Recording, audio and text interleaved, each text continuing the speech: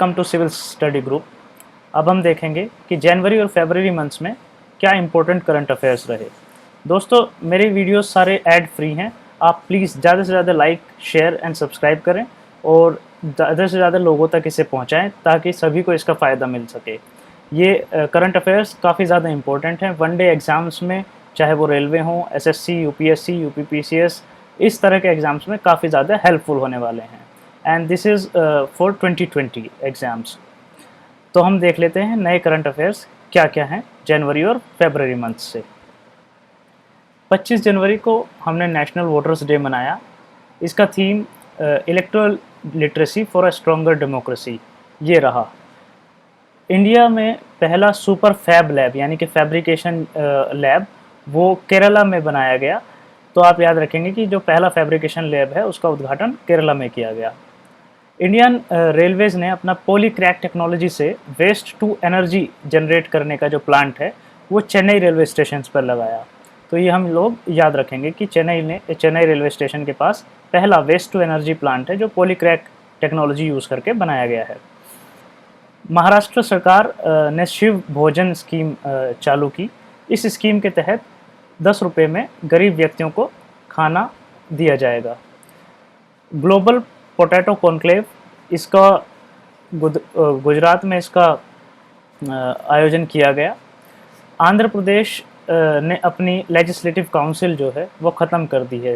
Friends, आप मुझे लिखकर बताएं कि लेजिस्लेटिव काउंसिल और लेजिस्लेटिव असेंबली में क्या डिफरेंस है और कितने स्टेट में लेजिस्लेटिव काउंसिल अभी बरकरार है भारत के।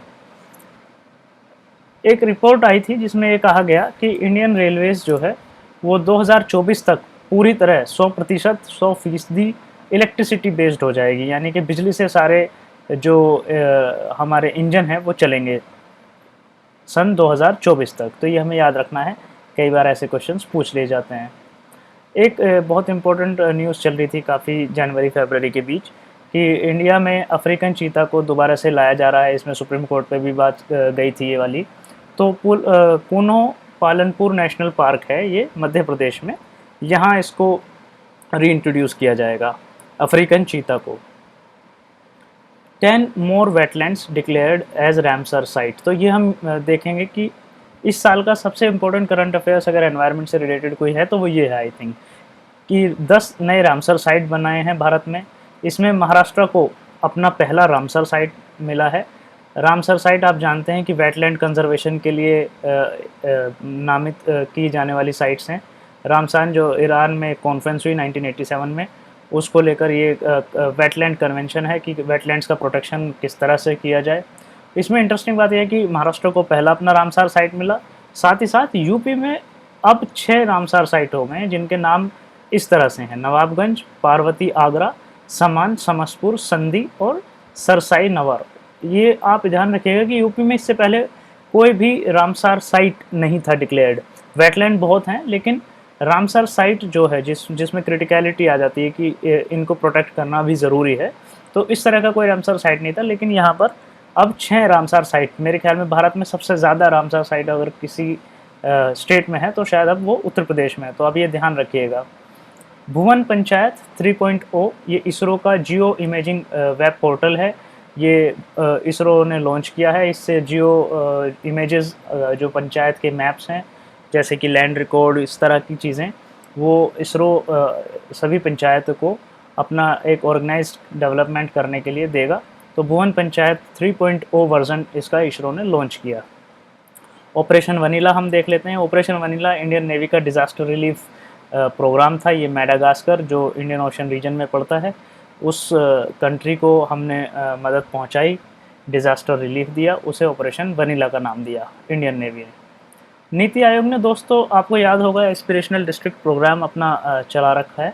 तो इस एस्पिरेशनल डिस्ट्रिक्ट प्रोग्राम्स में 106 जो बैकवर्ड डिस्ट्रिक्ट्स हैं इंडिया के, उनके ऊपर काम किया जाता है। उनमें हर साल फिर रैंकिंग दी जाती है कि किसने कितना ज़्यादा प्रोग्रेस किया। तो इस बार चंदौली जो है उत्तर प्रदेश का ज़िला, चंदौली से हमारे एक फेमस टॉप पॉलिटिशियन भी आते हैं जो बीजेपी के हैं। आप मुझे कमेंट में लिख कर बताइए कि कौन से पॉलिटिशियन हैं जो चंदौली से आते हैं। तो इस बार चंदौली ने उसे टॉप किया है उस रैंकिंग को।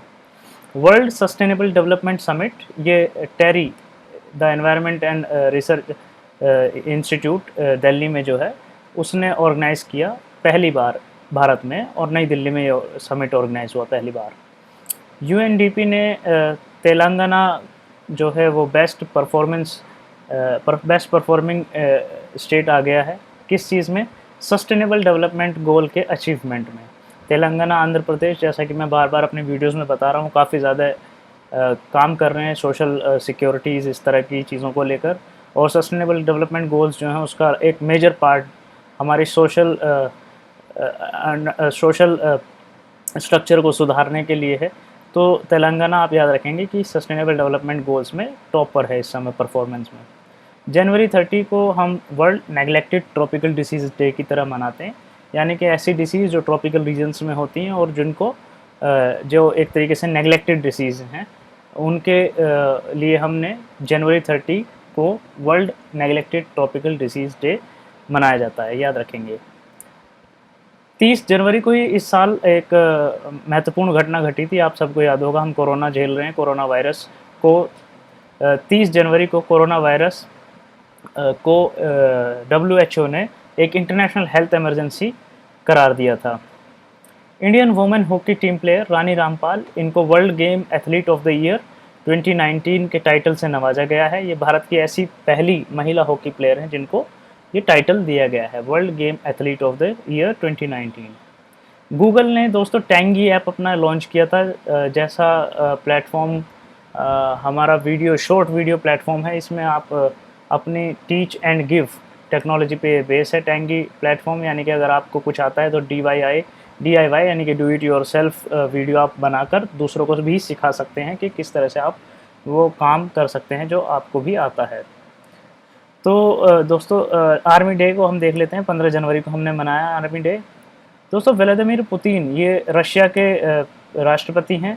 इन्होंने 2036 तक अपनी मियाद बढ़ा ली है। अब ये इन्होंने कॉन्स्टिट्यूशनल अमेंडमेंट्स रशिया के कॉन्स्टिट्यूशन में कर दिए हैं और 2036 तक अब ये रूल करेंगे। तो याद रखना है, मेरे ख्याल में शायद सबसे ज़्यादा लॉन्गेस्ट सर्विंग प्रेसिडेंट भी हो जाएंगे इसके बाद व्लादिमीर पुतिन, अगर 2036 तक राज कर लेते हैं। ऑलरेडी मुझे बताइए कि कितने सालों से राज कर रहे हैं व्लादिमीर पुतिन रशिया पर। फर्स्ट एडिशन ऑफ कृषि मंथन ये गुजरात में किया गया। तो कृषि मंथन जो है कृषि को लेकर एक कॉन्फ्रेंस किया जा रहा है, जिसमें कि एग्रीकल्चर प्रोडक्टिविटी, क्या समस्याएं हमारा एग्रीकल्चर झेल रहा है, कैसे हम बेहतर करें, इस पर डिस्कशन होता है। तो गुजरात अहमदाबाद में इसका पहला आयोजन किया गया, पहला आयोजन, तो याद रखेंगे ये। सिंधी के राइटर और कवि वासुदेव मोही, इनको सरस्वती सम्मान से नवाजा गया है। ये 29वां सरस्वती सम्मान है, हमें याद रखना है। GSAT 30 ये फ्रेंच गिना वहाँ से लॉन्च की गई। फ्रेंच गिना नाम है इसका, GIU, फ्रेंच गिना से लॉन्च की गई। और GSAT 30 ये एक सैटेलाइट कम्युनिकेशन सैटेलाइट है भारत की, ये भी हमें याद रखना है। और ये फ्रेंच गिना ये से लॉन्च की गई है। मेजर जो इंडियन सैटेलाइट्स हैं वो कहाँ से लॉन्च की जाती हैं, आप मुझे कमेंट सेक्शन में लिख कर बताएं। किरण मजूमदार शो, जिनके बारे में हम काफ़ी फेमस पर्सनालिटी हैं भारत की, बायोकॉन की फाउंडर हैं ये और एंटरप्रेन्योर हैं। इनको ऑस्ट्रेलियन गवर्नमेंट ने अपना हाईएस्ट सिविलियन अवार्ड, जिसका नाम है ऑर्डर ऑफ ऑस्ट्रेलिया, जैसे भारत में भारत रत्न होता है, ऐसे ही ऑस्ट्रेलिया में ऑर्डर ऑफ ऑस्ट्रेलिया नाम का सबसे हाईएस्ट ऑर्डर, सिविलियन ऑर्डर है, वो किरण मजूमदार शाह को दिया गया। ऑस्ट्रेलियन ओपन एक टूर्नामेंट है टेनिस का, उसी तरह से 4 टूर्नामेंट किए जाते हैं, Australian open, French open, Wimbledon and US open. तो इन सभी ओपन टूर्नामेंट जो टेनिस टूर्नामेंट हैं, इनमें ऑस्ट्रेलियन ओपन टूर्नामेंट जो है वो साल में होने वाला सबसे पहला टूर्नामेंट है। तो हम याद रखेंगे, इस तरह के सवाल भी अक्सर स्पोर्ट्स सेक्शन में आ जाते हैं। वेस्ट बंगाल इस बार भारत में 2019 के तहत सबसे ज़्यादा सब्ज़ी पैदा करने वाला राज्य बना। यहाँ लगभग 29.5 मिलियन टन सब्जी का उत्पादन किया इस बार वेस्ट बंगाल ने। ऑक्सफैम जो एक चैरिटेबल ऑर्गेनाइजेशन है, इनकी एक रिपोर्ट आई है टाइम टू केयर। इन्होंने ये ग्लोबल इनइक्वालिटीज़ को लेकर निकाली है रिपोर्ट। तो याद रखेंगे टाइम टू केयर किसकी रिपोर्ट है, ऑक्सफैम की। यूएन